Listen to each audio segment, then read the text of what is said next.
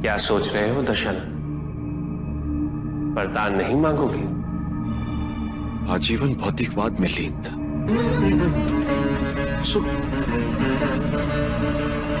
सोचा जीवन पथ यही और गंतव्य भी यही,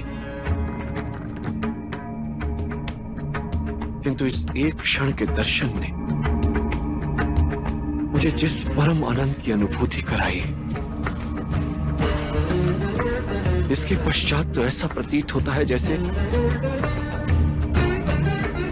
इसके पूर्व जीवन आरंभ ही नहीं हुआ था।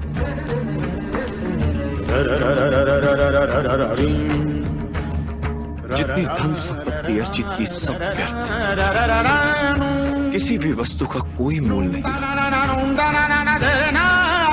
आपने मुझे निर्धन बना दिया प्रभु, सब कुछ छीन लिया मुझसे।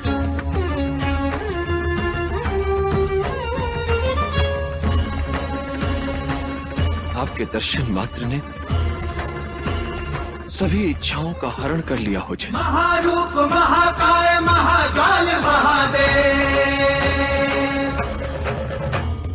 अब कोई महत्वाकांक्षा नहीं रही, न क्रोध, न भय, न अहंकार। ऐसी रिक्तता का आभास पहले कभी नहीं हुआ।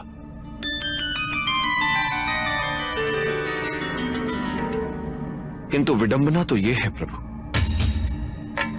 इस रिक्तता में भी ऐसी तृप्ति, ऐसा संतोष, ऐसी संपूर्णता जिसकी मैं कल्पना भी नहीं कर सकता था।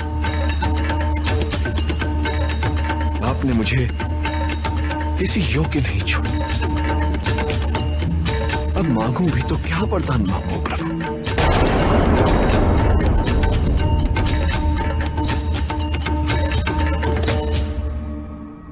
किंतु तुम्हारी तपस्या सफल हुई है दशानन।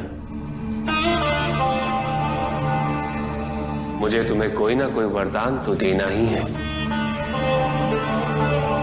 मांगो। नहीं प्रभु,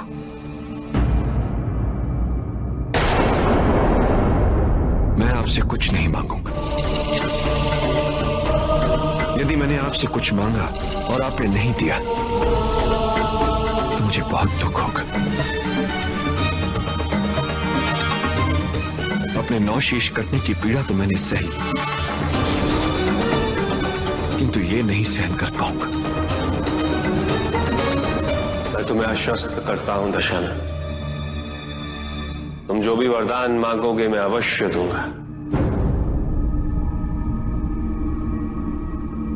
निसंकोच होकर मांगो।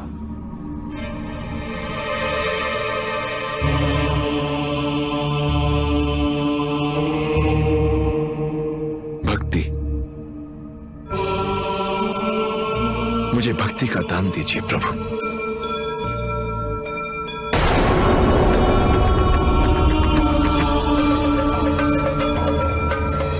अपने परम भक्त के रूप में स्वीकार कीजिए महादेव।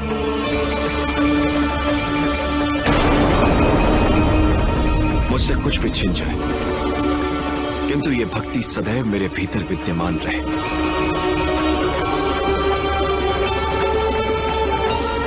कोई भी इसे पृथक न कर पाए, स्वयं मैं भी नहीं।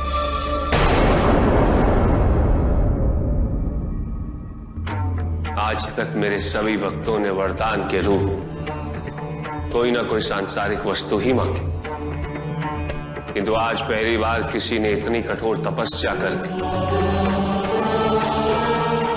मेरी भक्ति के मार्ग को अपना लक्ष्य बनाना चाहता है।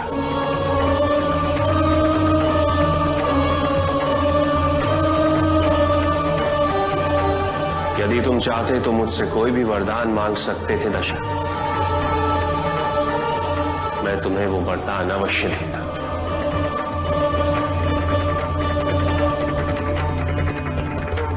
तुमने भक्ति के वरदान को मांग अपने निस्वार्थ भाव का परिचय दिया, अपनी पवित्रता का परिचय दिया।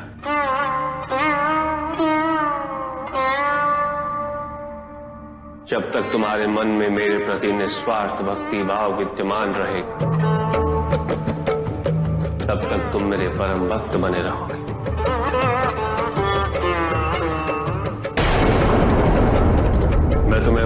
वचन देता हूं दशरथ, समस्त संसार में तुम मेरे सबसे महान भक्त के रूप में प्रसिद्ध होंगे। महादेव देव महादेव